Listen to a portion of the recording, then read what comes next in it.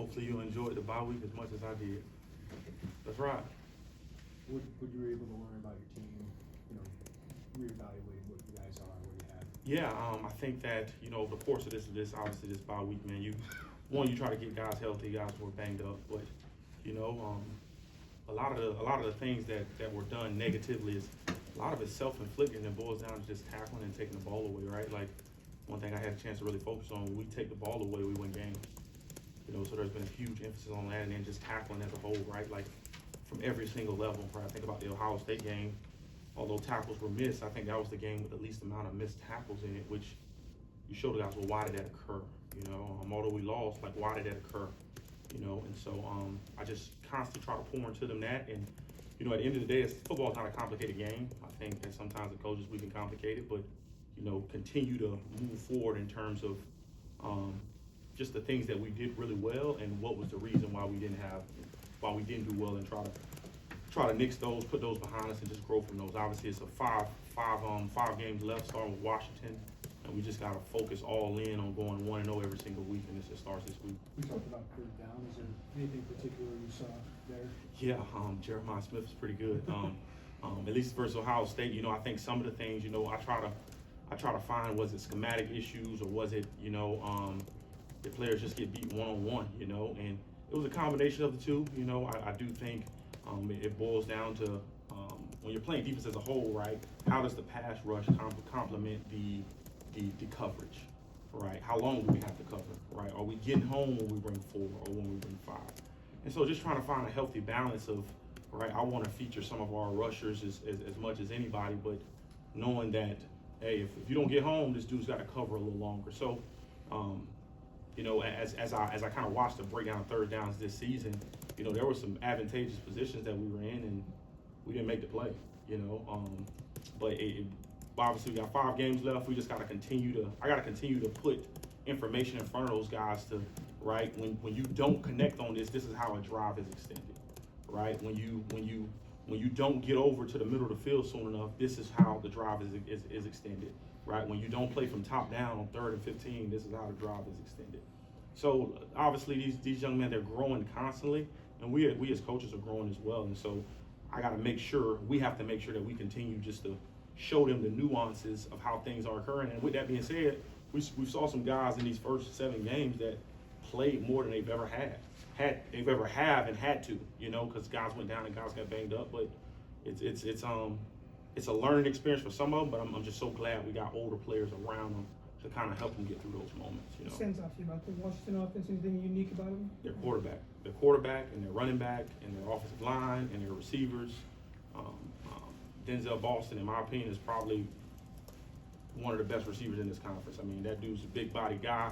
I know they got 2 freshmen along with them who are really talented players as well. I mean, I watched the Rutgers game, and those guys are making contact catches, and I mean, they're running after the catch. But I think Damon Williams, right, and the running back Jonah, right, like he is.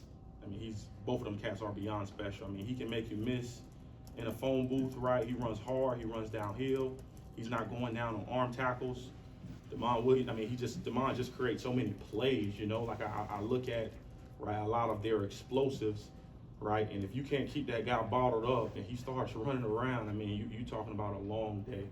He does a really, really good job for what they ask him to do from an offensive standpoint. He runs it really well. You can tell it goes through him, and they got some guys up front on the O-line, who can move people. That running game isn't as good because they got a good back. Well, they got to have some O-linemen to help get the job done, and they do a really good job up front. I know they had an obviously tough game against Michigan, but that's the Big Ten Conference, right? We know what to expect heading out there, and we know how good this team is, and every week you got to bring your A game. But the quarterback, in my opinion, is just as talented as every quarterback we played this season. I know I say that because every week it seems like the quarterbacks keep getting better, right? It's like they keep getting better every single week, and this dude is, I mean, he has the ability to like literally change a game by itself with his ability to scramble and throw down the field, because when he's scrambling, guys leave their man or they leave their zone, and he drops it in right behind them. Or if they don't leave their zone, and man, he takes off and starts running. So we got to make sure we do everything we can to contain Damon Williams. you talk about bringing pressure and kind of the catch-22 with it. What in the course of a game, the flow of a game, what are you looking for that would maybe give you confidence to dial some of that up on some of those key third downs? Is it zone pressure, man pressure, and who are the guys that are going to be in coverage, and who are the guys that are coming on some of those particular plays? But it's more so about, right, like I think like when guys have success, I think naturally that player in general has confidence to continue to have success. When they don't, or they don't have success early on, right, I can kind of get a good feel of the sideline, look at a guy's face where he may not be as confident, the rest of the game. And so I'm a little mindful sometimes in some of the play calls that I make if I feel like a guy is struggling, if I can help him out. But I think it boils back down to, like, as coaches, right, not allowing our position group to be the weakest link. And I think we got a ton of coaches in our building, especially on the defensive side of the ball. Like, they take a lot of pride in their guy having ownership and executing their job at the end of the day. Like, if you have a bunch of individual contracts and guys operating on their own, like, I think you get individual results. And so sometimes you may hit the quarterback after the ball's delivered or get close to him, but it don't matter if the coverage didn't coincide with that. So it's a combination of all of the above, man. I'm trying to make sure that we can give enough looks to the quarterback to disguise them or to cause some chaos. Obviously, I thought in playing Ohio State, I thought Jeremiah Smith is just really, really good for a reason. Cardinal Taylor is really, really good for a reason. Quarterback saying he's really good. They threw some balls in there. I'm like, ooh, that was a really, really good throw. But you just got to keep playing. You got to keep playing, and you got to keep trying to hit the quarterback within the framework of the defense and the play, and get them off the field on third down. I know it's try to stay out of those third and short situations. And I know we had a couple of those. Try to keep them out of those third and short situations. But it boils down to just playing great early down defense, right? And when you can get guys behind the chains. Right, in order to have success on third down, I think your first and second down it has to be just as paramount. Some of the disguise thing, is that kind of an offshoot of pressure in the hopes that the quarterback holds the ball for a second longer? It is. It for sure is. Just to try to show him some different looks, hoping that he does hold it from time to time. But like over the course of the last 7 games, in showing some of our disguises on third down, I could be a little more creative with that and showing them and getting to some zones and getting to some mans. And so I think going into this week, right, especially facing a quarterback of this caliber, you have to be, maybe not running as much defensively on third down and having a little more variety in terms of our pre-snap look. I do think it'll be advantageous, but more importantly, when a guy's at the point of attack to make a play and create a play, like, he has to take full ownership and take advantage of it. The Washington defensive coordinator pretty well. A little bit. There are things you'll see, or you can help with this during the week and then even during the game, because if it is tendencies, your relationship does not happen much. Well, like, we don't have a lot of opportunity, probably outside of last week, to watch the other side of the ball, but shoot, this is probably the first week in about a year and some change I hadn't spoke to Walt. We try not to talk to each other during the course of the game when we're playing each other, but he knows it's all love. Obviously, he's doing a great job over there, and we're doing things. He's doing things different, but just like he's trying to win, I'm trying to win as well. Both two are ultra competitors. We spoke a couple weeks ago, and we just talked about it was more so about family. Asking how the boys are doing, and one of them's a really, really good baseball player. He was talking to me about my girls, and it's more so about family dynamics and catching up on life than it is about football when we do talk. But this week we won't talk to each other this week. You got Daniel Brown back against Ohio State. What difference can he make in maybe that pass rush? Just maybe what he can do that other guys do. He's fluid. He's low to the earth. He bends really well. I just think he brings a different dynamic because of his stature. And he's very, very springy, right? He's a smaller frame. It's hard to get your hands on him when he's a little bit smaller. But with that, he packs a punch. I think Daniel's dynamic in his own right because he's different than Gabe. He's different than Leon. He's different than Alec Bryan. He's different than Joe Barna, right? And all those guys, they complement each other a tad bit different, right? We know and understand, right? A lot of times this year, Gabe has been getting a lot of the slide or a lot of doubles, and so other guys have to be able to win. And I think that with the added of having Daniel Brown back, he's one of those guys, if Gabe is getting a little more attention, that he can go and create a one-on-one and win on it. But more specifically versus DeMond Wood, we have to be very careful how we rush him.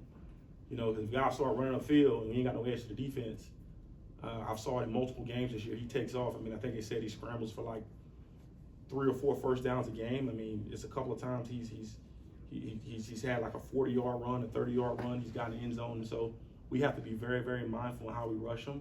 We got to keep great eyes on him, right? Like, I'm sure in some capacity, right? We got to have guys on every level have eyes on him, and then we got to be able to cover guys on the outside because just with his ability to be able to create and run around, it just causes a lot of problems potentially if you don't keep him in. Is that similar to Kansas and South Carolina? Very, very similar to Kansas and South Carolina. I would say he's a little more dynamic only because he can beat you with his arm as well. I don't think he's a one-trick pony. I think he has great stature in the pocket. He can throw from the platform. He has a beautiful release. I mean, he's throwing the ball. I mean, you don't have.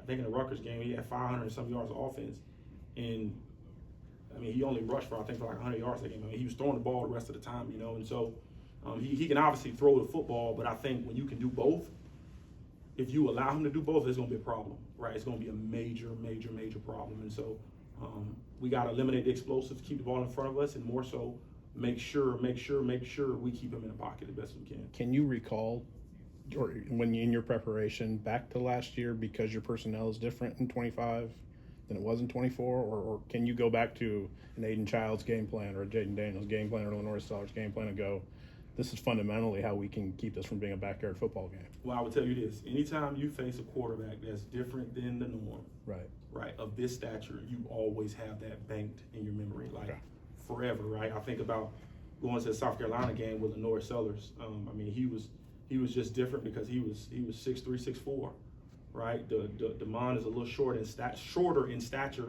I think they got him listed at like 5'11", but I mean he can make every throw every other quarterback made this season, and on top of that, because he's a little shorter in stature, that makes it, in my opinion, 10 times harder to tackle, you know, because he's not a bigger body, you know, and I mean just his ability to be able to create things when it isn't there is like magical, right? I think I'm sure Coach Doherty and Coach Fish love the fact they have a quarterback of his caliber only because he has the ability to do some very unique and special things, and that's what you want in your quarterback, you know. I think with that being said, right, like from a defensive perspective, if you allow him to have an incredible game, typically teams win when their quarterbacks have incredible games, and so it's our job now more than ever, obviously from a defense perspective, right? We got to make sure we eliminated those explosives. We got to contain this dude as much as possible, right? Like if you are rushing him, right, we have to be very, very specific in our rush plan in regards to him, because you can't just have guys run upfield, right? Like running upfield is not having an edge to your defense, right? Running behind him, right? Taking inside moves, right? And he can step up in the pocket, and he's just as dangerous. So I'm more so like this week, our rush is going to be vital to our success all over the field, just because of what he's capable of doing. Last one. Boy gives you a good look at that. Carson Boyd, Shawnee Newton. I mean, it's a ton of those guys, right? Like Trey yesterday. We ran around yesterday in practice, and Trey, I thought this yesterday might have been his best practice since I've been here. I mean, he gave a look that was incredible. You know, I'm sure we'll get Carson Boyd down there to run around a little bit. Shawnee will do some things for us, but I think when you're trying to mimic a quarterback of this caliber, right? I think you can do it to a degree, but he's just so much different than the rest of those guys. I mean, I would venture to say Damon Williams is probably going to run a 4.4 because he looks like he can run a 4.4, 4.3 on film, you know. And with that being said, just his ability to throw the ball, you know, Trey and Carson and Shawnee may not be as fast, but the look that they're going to give this week is going to be vital to our success. Thanks, Coach Henry. Appreciate you guys. Thank you. Had potty training lessons this week, man. How do you feel? It went horrible.